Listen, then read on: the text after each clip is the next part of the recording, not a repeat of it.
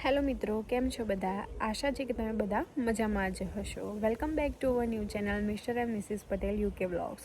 તો આજે હું મારા આ વિડીયોમાં મારી આખા દિવસની થોડી ઘણી ઝલક બતાવીશ. અને જો તમને રસોઈ બનાવવાનો શોખ હોય તો મારો આ વિડીયો છેલ્લે સુધી જોતા જજો.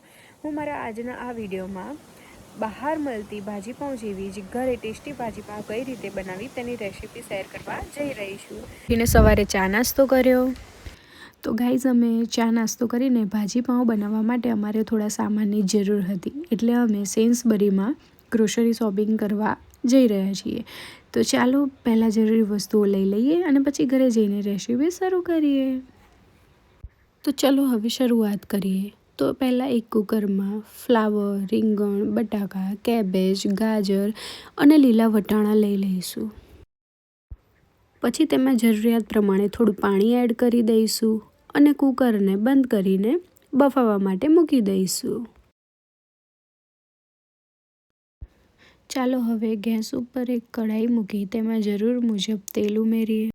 હવે તેલ ગરમ થઈ ગયું છે એટલે એમાં તૈયાર કરેલી ડુંગળીની ગ્રેવી ઉમેરી દઈએ અને તેને 1-2 મિનિટ સુધી સાંતળી લઈશું. ડુંગળીની ગ્રેવી સંતળાઈ જાય એટલે તેમાં ટામેટાની ગ્રેવી એડ કરી દઈશું અને બંને ગ્રેવીને 4-5 મિનિટ સુધી સારી રીતે સાંતળી લઈશું. ગ્રેવીને સારી રીતે મિક્સ કરી લઈએ. હવે તેમાં સ્વાદ પ્રમાણે લાલ મરચું, હળદર, ધાણા જીરું પાવડર, સ્વાદ અનુસાર મીઠું અને લીલા મરચાં, આદું, લસણની પેસ્ટ એડ કરી લઈશું. તેમજ તેમાં સ્વાદ અનુસાર એવરેસ્ટનો પાઉંભાજી મસાલો એડ કરી લઈશું. બધા મસાલાને સારી રીતે મિક્સ કરીને 2 થી 3 મિનિટ સુધી કૂક કરી લઈએ, જેથી મસાલાનો સરસ ફ્લેવર આવી જાય. બધા બાફેલા શાકભાજી તૈયાર છે, તો તેને હવે મેશ કરી લઈએ અને બીજી બાજુ બધા જ મસાલા સારી રીતે કૂક થઈ ગયા છે.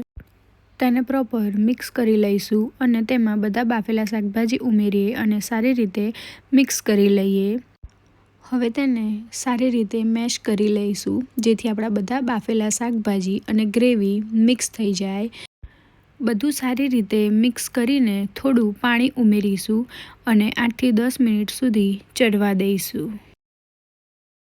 હવે ભાજી સારી રીતે કૂક થઈ ગઈ છે. હવે તેમાં થોડું બટર ઉમેરીએ. બટર ઓગળી જાય પછી ભાજીને 2 થી 3 મિનિટ સુધી ધીમા તાપે ઉકળવા દઈશું, જેથી બધા ફ્લેવર સરસ રીતે ભળી જાય અને ભાજી એકદમ ટેસ્ટી બને. હવે છેલ્લો ટચ આપવા માટે તેમાં ઉપરથી કોથમીર ઉમેરીએ. આ સ્ટેપથી ભાજીનો ટેસ્ટ અને ફ્લેવર બંને ખૂબ જ સરસ આવે છે. તો મિત્રો, આપણી ટેસ્ટી ભાજી તૈયાર છે. જો તમને મારો વિડીયો ગમ્યો હોય તો મારા વિડીયોને લાઇક, શેર અને કમેન્ટ કરવાનું ભૂલતા નહીં અને મારી ચેનલને સબસ્ક્રાઈબ કરતા જજો. Thank you for watching hour video.